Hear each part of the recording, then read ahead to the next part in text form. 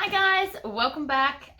Today I'm just going to do this really cute, quick little project. It's called the Snap It Up, and the pattern is from Moments by Liz. I will put a link where you can buy it in the description, and I think I'm part of her Facebook group and she was giving it away for free at some point. So I'll put a link in there. She might still have it up. If not, there is a way to purchase this pattern. But it is a super cute bowl. You can push it in and make it reversible, so you can have it the other way as well. And then if you want to just store them, you can just unclip them and store them flat, like in a shelf. I've also verbally told you a way to make this bowl without the snaps as well. So if you would like to see this pattern, stay tuned. The interfacing I've used for this is just a median non-woven on the one side, and then on this side I have used fusible fleece. So it's really quick, really simple project. If you have directional fabric, make sure you put the right sides at the right sides.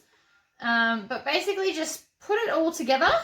And so I'm going to start on one of the longer edges, and I'm going to start just before the turn point. So I'm going to stitch all the way around and then stop here and leave a gap that's about 3 inches to be able to stitch it or turn it inside out. So I'm just on a 2.5 stitch length. I'm doing a 1/4 inch seam allowance, and every time I get to like a turn point, I'm going to keep my needle down, lift up my foot, pivot, and then go down. So when we're getting to these points, you just want to go probably 2 stitches past the V, which should bring you back at just the right spot so that you don't skew your V. So I'm just stitching, needle down, up, pivot, needle down, all the way around. So I'm going to go 2 stitches past the point. Actually, looks like I need another one. So that when we turn, we're still the 1/4 edge from the edge of the point. Now, as you can see, mine aren't lined up perfectly straight. I believe I have cut mine a little bit crooked. That's my fault. I was in a hurry to do this. Needle down, big V, 1, 2. Needle down, pivot. So it's a little bit fiddly in all the like the straight edges you have to do. But I really like the way these turn out, so I will keep making them. They're a great little gift for people, great teacher's gifts. Great for storing things in your room. If you made like a super large one, you could actually have these with all the bag pieces lined up in them. And they could be like your project bins. Alright, so I'm just going to back stitch there. So I've stitched most of the way around and I've left a gap on the straight edge to make my life easier. So now I'm going to grab some scissors. Actually, I want the other scissors. These scissors cut through bulk better. They're really good for cutting single layers of stuff. So I'm just going to take off all the pointy edges like this. I'm going to go all the way around and do all pointy edges. Now I want to take off more than a 45-degree angle. So when we turn it, so if I just chopped like that, they will still touch. So you want to take off more than that. So we chop into it even more. And what this will do is when we turn it out, you'll get nice pointy ends. Edges, whichever. Okay, so I am doing this over the table just so you can see, but I do have my bin at the bottom of the table so I can brush it all in there when I'm finished. So now we just need to clip in the V. So you just want to clip all the way down except maybe 1 stitch away from the end to separate that V. And then I'm just chopping out a little bit of the fabric as well, just so that it's got more room to move when we turn it out.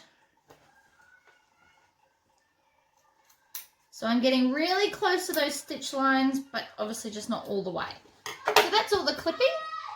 Now we just have to turn it inside out. So I'm just going to scrunch it up with my fingers, grab the opposite side, and pull through.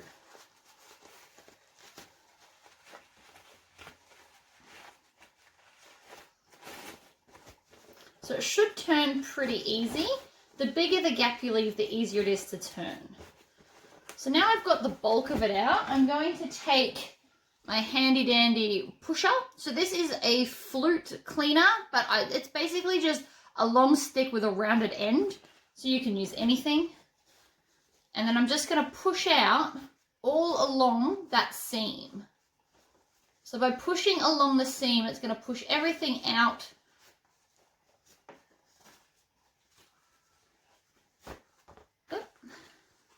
Like so. You just want to make sure that all your points are nice and actually pointy. So I'm going to come back to this side and push along that seam.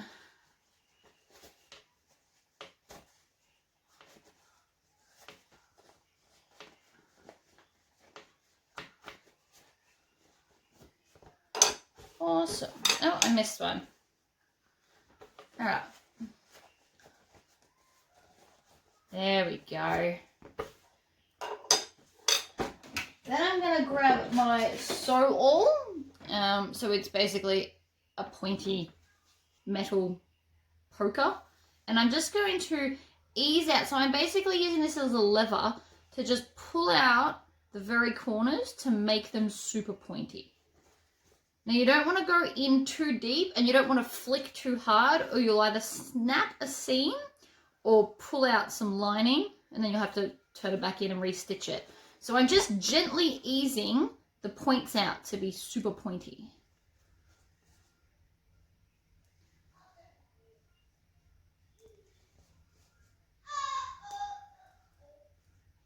My child is singing in the background. I'm not sure if you guys can hear that on the video.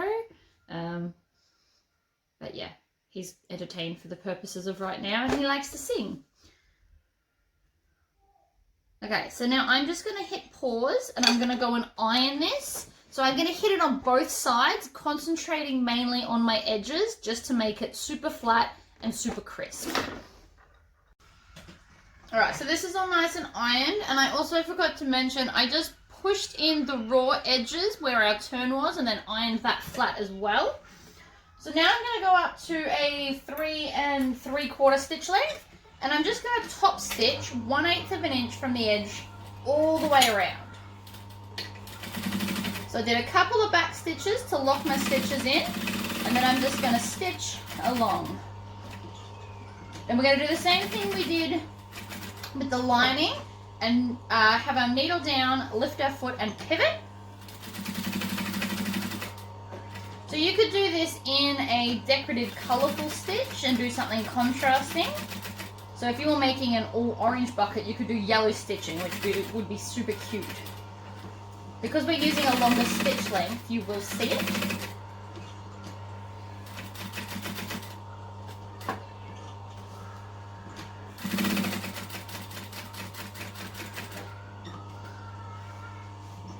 Needle down, pivot. It's also good to practice your pivot and straight lines too.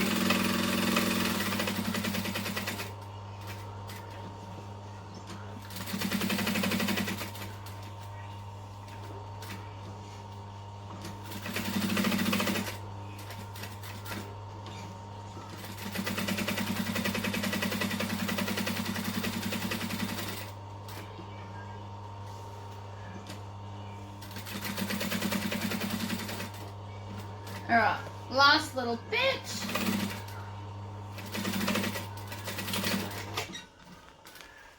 Make sure that you back stitch at the end, and then I'm just going to melt those stitches. So we're nearly finished. We're going to take a ruler and then line it up with our top stitching. So our top stitching here and here, and we're just going to rule a line. I'm using a friction texter. which I got from, I think I got this one from Woolworths or Coles. But you can also get them from Officeworks or most office supply shops. So I'm just ruling 4 lines. And then we're going to stitch those lines that we've just ruled. So this is going to help us create the fold lines. So I'm going to start, it doesn't matter where you start, but we are going to back stitch, and I'm sticking with my decorative stitch length. To the end and back stitch, and then the next one.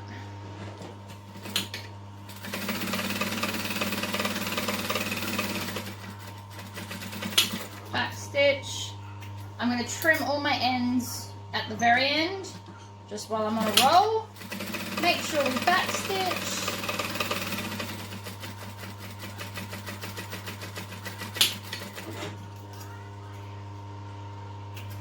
Last one.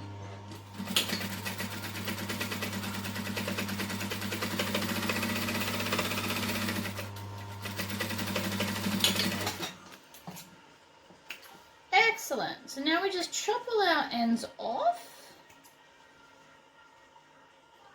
of which there will be many. Now, if you don't have access to snaps or you just want to make a bowl right now, what you can actually do is cross those over and stitch that down the center. And that way that will create your bowl. And it will also still be reversible. It just won't be able to ever go flat. But we are going to use snaps. So I have a box with all kinds of fancy colors. And I've got my cam press. So I'm just going to take out my rivet dies. And I keep the cam dies in the box because it's just easier. So when you get the snap dies, you get 2 ends. So one will do one side and one will do the other. I always like to do my bottom bigger half first. So I'm going to pop that in. And then we're just going to grab our sew all again. I have 2. I think I grabbed my red one before, but that's okay. And then I want to pick a colour. So I think I'm going to go with orange just because I have them here. Alrighty. So we're going to hold it up and line up our stitches on each side. So I don't know if you can see that. So I'm just going to line up the stitches and then I'm going to stab through the center of both of them. Right, so I have stabbed through them because now I know that that lines up. So we're going to stick one of our cap parts on, and then I'm going to grab one of the bottoms. I'm holding this the wrong way. If I hold it this way, they slide up the side. There we go. And sit that on like that, and then you can just squish them together. So that's one side. I'm going to do all 4 sides. So I want that to go on that side. So I always, for this particular bowl, I'm always going to have my right side go over my left. So I'm going to go to do it this way, like that. So I'm going to stab through them both again, because now I'm also creating the line-up hole for the other side when I get to it. So I'm going to put my snap end on and then press it. You can also use the metal ones if you want to. And again, line them up so that the seam and the edges are lined up together. Sorry, I just ate a nut bar. Alright, stab through like that. And then one end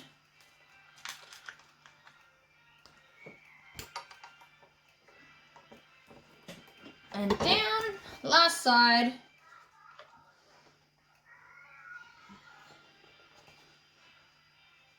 So because I'm stabbing them at the same time, I'm basically just eyeballing it, but I've stabbed the other side as well, so that it won't matter if they're not all perfect, but feel free to measure them from the top and then center them and everything. It's not a long distance to center though, so I'm just eyeballing it. So then we take out this part, we put in the other side. And if you're new to snaps, my suggestion would be line it up and then put the caps on the opposite sides to make sure that it's going to join. When I first made them, I got myself confused and put them all on the wrong side, and then they didn't join together. So practice makes perfect and all that jazz. But another way to tell is because you want the smooth side, and then you want the opposite side to have the bit. So I can see that this is the cap here, so I'm going to put my cap on the other side to make them join. Sit it on there, and then just squish it down. It's a super quick project, but they look so cute.